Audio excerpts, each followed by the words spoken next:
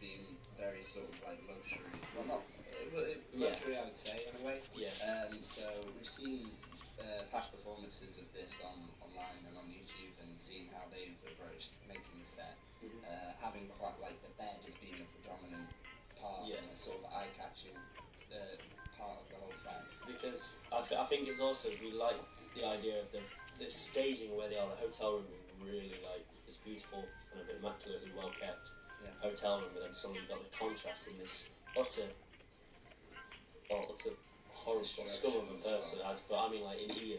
So Ian's the one who's staying in this beautiful place, and he has this young innocent girl who's more kind of used to it. But then, like, I love the idea when Kate goes there, she's not used to anything like this. It's all very grand for her, but for Ian, this is all the same. I like the idea that kind of Sarah Kane has the idea of, like, even the worst type of men always seem to get like the furthest in life. He's used to staying in a 5-star hotel. I would say that the progression of the stage itself being such a luxury and then slowly destroyed by war, and then the actions that happen, so like the mini fridge, the tables and the chairs being knocked over, the blood that's going to be on the floor, the massive hole inside the wall as well. I think that's supposed to represent that whole idea of that sadistic sort of rape culture that she was sort of wanting to approach, and that idea of something maybe beautiful at first but can be completely destroyed by something so...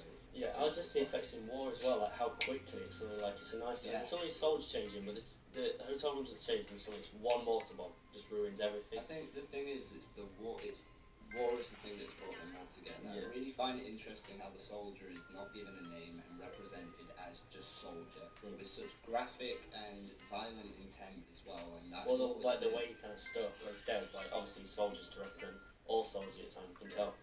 And his death being such an overlooked thing as well. I think is really interesting. Well, he hasn't got a name. He hasn't got a name specifically because he's just known as a soldier. He does his job. He's not an individual.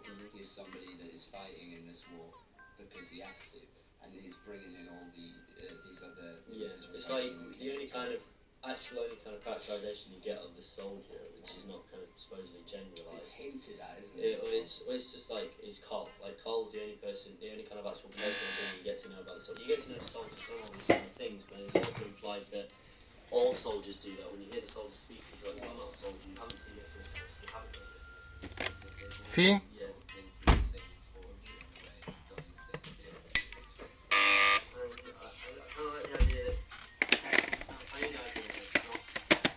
Is not capable of doing that himself until he's like, the soldier's not a man anymore, if that makes sense. He's been pushed to the very edge. Like, he talks about when he's